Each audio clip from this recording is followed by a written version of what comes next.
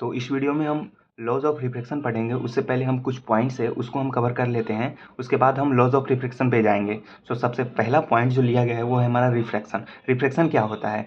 तो रिफ्रैक्शन जो बेसिकली होता है bending of light rays when it passes from one medium to another medium with different optical density. यानी कि different optical density के साथ जब लाइट एक मीडियम से दूसरे मीडियम में जाता है और उसमें जाकर के वो बेंड करता है, इसी को बोला जाता है, इस जो ये प्रोसेस है इसको बोला जाता है रिफ्रैक्शन। ओके, समझ आ गया होगा, क्लियर हो गया होगा। मतलब ये है कि जो बेंडिंग ऑफ लाइट रेज होता है वो जब हम एक मीडियम से दूसरे मीडियम में लाइट को ले जाते हैं और वो जो अपना डायरेक्शन चेंज करता है विद डिफरेंट ऑप्टिकल डेंसिटी के साथ। ओके, अब यहाँ पे मे भी डाउट आ सकता है कि ऑप्टिकल डेंसिटी क्या होता है। तो ऑप्टिकल डेंसिटी जो होता है बेसिकली वो मेज़र करता है कि वो कितनी ज़्यादा रुकावट आ रहा है, उस लाइट को पास होने में कितनी ज़्यादा रुकावट आ रहा है। रुकावट की वजह से क्या होगा, वो अपना स्पीड क्या है, स्लो करेगा। स्पीड क्या है, स्लो करेगा। ओके, तो ये मेज़र करता है ऑप्टिकल डेंसिटी, वो हमारा रुकावट को, रेजिस्टेंस को। ओके, अब यहाँ पे एक और चीज़ आता है क्या, कि ऑप्टिकल डेंसिटी जो होता है वो डायरेक्टली रिलेटेड होता है रिफ्रैक्टिव इंडेक्स के। क्यों ऐसा? क्योंकि जितना ज़्यादा रिफ्रैक्टिव इंडेक्स होगा उतना ज़्यादा हायर ऑप्टिकल डेंसिटी होगा, और जितना ज़्यादा हायर ऑप्टिकल डेंसिटी होगा उतना ही ज़्यादा वो ऑप्टिकली डेंस होगा। यानी वो क्या होगा, उतना ज़्यादा स्लो होगा, उतना ज़्यादा क्या होगा, वो स्लो होते जाएगा। जैसे कि हम देख सकते हैं यहाँ पे एयर का रिफ्रैक्टिव इंडेक्स 1 है और वाटर का कितना है 1.33। यानी वाटर का ऑप्टिकल डेंसिटी क्या होगा, बहुत ज़्यादा होगा, और जिस वजह से क्या होगा, वाटर में रुकावट भी ज़्यादा होगा। और रुकावट ज़्यादा होगा मतलब क्या, कि उसमें क्या होगा, उसमें जो लाइट का स्पीड है वो कम होगा कंपेयर टू एयर। ओके, उसमें ज़्यादा रुकावट है इस वजह से। So more optically dense than air. Clear आ गया होगा यहाँ पे बहुत अच्छा से। अब आगे बढ़ते हैं। एक और चीज़ यहाँ पे आप देख सकते हैं, आप ऑब्जर्व किए होंगे, ऑप्टिकली डेंस की बात हम किए। अब ऑप्टिकली डेंस कंफ्यूज कर रहा होगा कि ये होता क्या है ऑप्टिकली डेंस। सो ऑप्टिकली डेंस जो होता है बेसिकली कुछ होता नहीं है, बस ये होता है, ये कंपेयर कराता है कि किस में ज़्यादा लाइट का स्पीड कम है, किस मीडियम में कम है, और जिस मीडियम में कम है उसको बोलते हैं ऑप्टिकली डेंस है, वो वाला मीडियम ऑप्टिकली डेंस वाला है। और जो जिसमें स्पीड है, मतलब जैसे अगर एक में स्लो है तो एक में तो फास्ट होगा, तभी तो हम उसको स्लो बोल रहे हैं ना। जैसे आप क्या करते हो, जैसे आप कोई भी चीज़ सोचते हो, वो जैसे दो आदमी दौड़ रहा है तो उसमें आप बोलते हो कि ये स्लो दौड़ रहा है। तो ये स्लो किस बेसिस पे बोल रहे हैं, क्योंकि अगला उससे फास्ट दौड़ रहा है। ओके, सो अगला उससे फास्ट दौड़ रहा है जिस वजह से उसको आप स्लो बोल रहे हो। इसी कंसेप्ट को इस पे अप्लाई करते हैं कि एक में है जो लाइट की स्पीड कम है, तो कम क्यों है, क्योंकि दूसरा उससे फास्ट है। तो दूसरा वाला को क्या बोलेंगे, रेयरर वाला बोलेंगे। वो मीडियम क्या होगा, रेयरर होगा, जबकि दूसरा वाला क्या होगा, डेंसर होगा। ओके, एकदम क्लियर समझ में आ गया होगा। अब जो हम बोले हैं वही यहाँ पे लिखा हुआ है। क्या लिखा हुआ है कि medium in which light travel slower then इसको बोलते हैं optically denser medium. Okay, and the medium in which light travels faster than इसको बोलते हैं ऑप्टिकली रियरर मीडियम। यहाँ पे एकदम बहुत ही अच्छा से क्लियर हो गया होगा जहाँ तक मुझे लग रहा है। ओके, उसके बाद है हमारा रिफ्रैक्टिव इंडेक्स। रिफ्रैक्टिव इंडेक्स क्या होता है, सो इसको हम समझते हैं। रिफ्रैक्टिव इंडेक्स जो होता है इसको हम म्यू से डिनोट कर सकते हैं। तो ये होता है हमारा सी अपॉन भी होता है। सी क्या होता है, speed of light in air या वैक्यूम।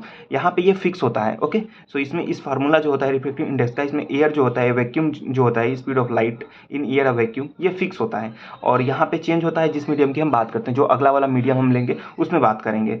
तो ये फिक्स इसलिए होता है क्योंकि ये जो स्टैंडर्ड यूज़ होता है, अगर यहाँ पे चेंज कर दिया जाए तो सब चीज़ चेंज होते चला जाएगा।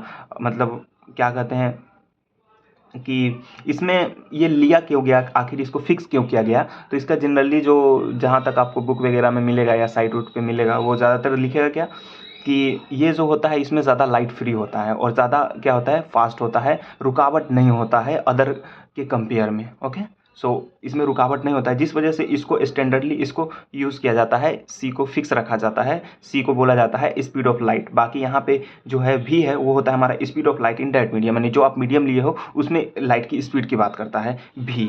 और ये म्यू क्या है, रिफ्रैक्टिव इंडेक्स है म्यू। ओके, तो यहाँ पे क्लियर हो गया होगा इसके बारे में। अब म्यू का वैल्यू जितना ज़्यादा बढ़ेगा भी उतना ज़्यादा कमेगा, क्योंकि भी नीचे है ना जाए भाई। देखो यहाँ पे भी अगर आप इस साइड ले आते हो, म्यू को नीचे रखते हो, तो म्यू का वैल्यू जितना आप इंक्रीज़ करोगे, ये पूरा का वैल्यू यानी भी जो है वो उतना ज़्यादा डिक्रीज़ होगा। और भी अगर डिक्रीज़ हुआ, भी क्या है, speed of light in that medium, यानी जो अगला वाला आप मीडियम लिए हो एयर के अलावा, उसमें क्या होगा, और ज़्यादा ऑप्टिकली डेंस होगा। यानी क्या होगा, वो उतना ज़्यादा उसमें लाइट स्लो होगा, यानी उतना ज़्यादा रुकावट होगा उसमें।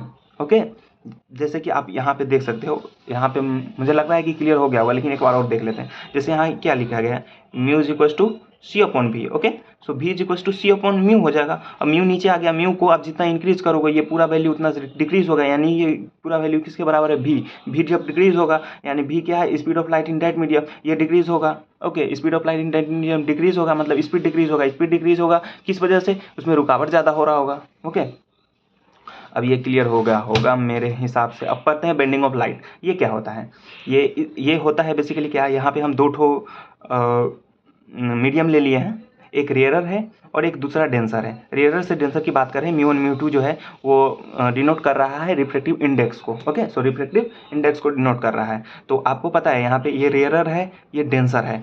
तो रेयरर वाला में फास्ट होगा, डेंसर वाला में स्लो होगा। तो जो जितना ज़्यादा स्लो होगा उसका रिफ्रैक्टिव इंडेक्स उतना ज़्यादा होगा।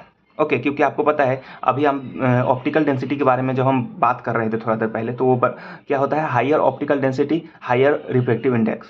तो यहाँ पे क्या है, डेंसर है तो ज़्यादा स्लो होगा इसके कंपेयर में, रेयरर वाला के कंपेयर में। तो ये रेयरर है, ये डेंसर है, तो म्यू2 का वैल्यू हमेशा बड़ा होगा म्यू1 से। यहाँ से आपको पता चल गया कि म्यू2 बड़ा होगा म्यू1 से। एंड जब हम लाइट को यहाँ पे डालेंगे, ये हमारा नॉर्मल है, ये दो ठो मीडियम को अलग अलग कर रहा है और ये हमारा नॉर्मल ड्रॉ किया गया है। यहाँ से हम लाइट को पास किए और जैसे ही लाइट को पास किए, जब हम रेयरर से डेंसर में जाएंगे तो ये क्या होगा, लाइट फास्ट था फिर स्लो होगा, तो ये क्या होगा, ये हमारा बैंड होगा towards the normal. Okay, so normal की तरफ बैंड होगा जो लाइट है वो, तो लाइट होगा band towards the normal. Okay, और ये हमारा जो एंगल है, ये एंगल बनाता है नॉर्मल के साथ, इसको बोलते हैं, ऊपर वाला को आई को बोलते हैं angle of incident. And angle जो नीचे वाला जो रिफ्रैक्टिव वाला एंगल है, इसको बोलते हैं एंगल ऑफ रिफ्रैक्शन। ओके, तो यहाँ पे आपको कंपेरिजन समझ में आ गया होगा, आई जो है वो क्या है और आर क्या है। आई क्या है, एंगल ऑफ इंसिडेंट, आर क्या है, एंगल ऑफ रिफ्रैक्शन। ओके, और लाइट बैंड होगा किसके तरफ, नॉर्मल की तरफ, जब ये स्पीड स्लो होगा तो। ओके, यानी रेयरर से डेंसर में जाएंगे तो। रेयरर और डेंसर आपको पता है पहले से ही। ओके, अब हम सेकेंड वाला जानते हैं। सेकेंड केस क्या है कि जब हम डेंसर से रेयरर में जाएंगे, मतलब स्लो से फास्ट होगा, तो वो क्या होगा, अवे फ्रॉम दी नॉर्मल, यानी नॉर्मल से और ज़्यादा भागेगा, away from the normal. Okay, so light bends away from normal. Okay, और यहाँ पे म्यू1 लिया गया है, म्यू2 लिया गया है। आपको पता है डेंसर है, नीचे रेयरर है, तो म्यू2 इस बार क्या हो गया, लेस देन हो गया म्यू1 से। ओके, उसके बाद हम आगे बढ़ते हैं।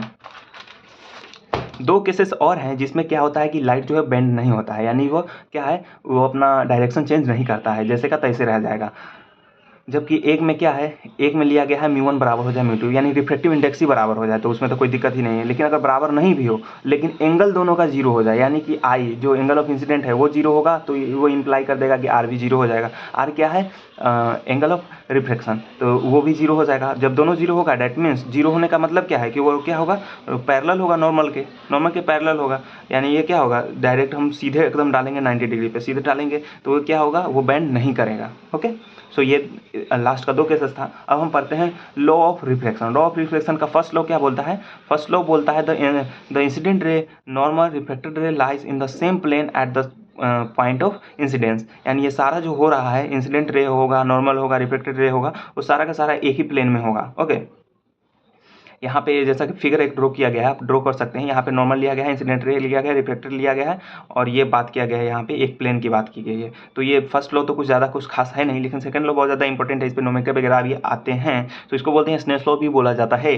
तो ये बोलता क्या है कि the ratio of sine of the angle of incidence I and the sine of angle of reflection is constant for a given pair of media. Okay, so ये बेसिकली होता क्या है कि the ratio of sine of the angle of incidence I, okay, to the sine of angle of reflection R, तो दोनों का ratio होगा वो क्या होगा, एक कांस्टेंट होगा।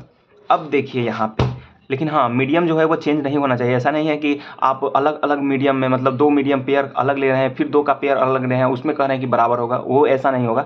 एक ही पेयर वाला में आप क्या कर रहे हैं, अलग अलग लाइट का जो एंगल है वो चेंज करके, मतलब आई को चेंज कर रहे हैं आर, तो आर तो चेंज होगा ही। एक ही पेयर ऑफ मीडिया में आप आई को क्या कर रहे हैं, चेंज कर रहे हैं, तो आर भी तो चेंज होगा ना। तो उसी में चेंज हो करके, और जब दोनों का रेशियो लेगो, मतलब लीजिएगा, रेशियो लीजिएगा साइन के साथ, तो वो हमारा क्या होगा, एक कांस्टेंट वैल्यू होगा। मतलब ये यहाँ पे हम, जैसे कि आपको दिख रहा होगा म्यू1 म्यू2, ये डिनोट कर रहा है कि इसको रिफ्रैक्टिव इंडेक्स को डिनोट कर रहा है। यहाँ पे मीडियम लिए हैं, और यहाँ पे देखिए थोड़ा सा इसको इस साइड घसका दिए तो R1 बना, यहाँ पे R2 थोड़ा सा इस साइड, मतलब थोड़ा सा चेंज किए इसको, फिर इसको थोड़ा सा और चेंज किए, और सबका रेशियो लिए साइन के साथ।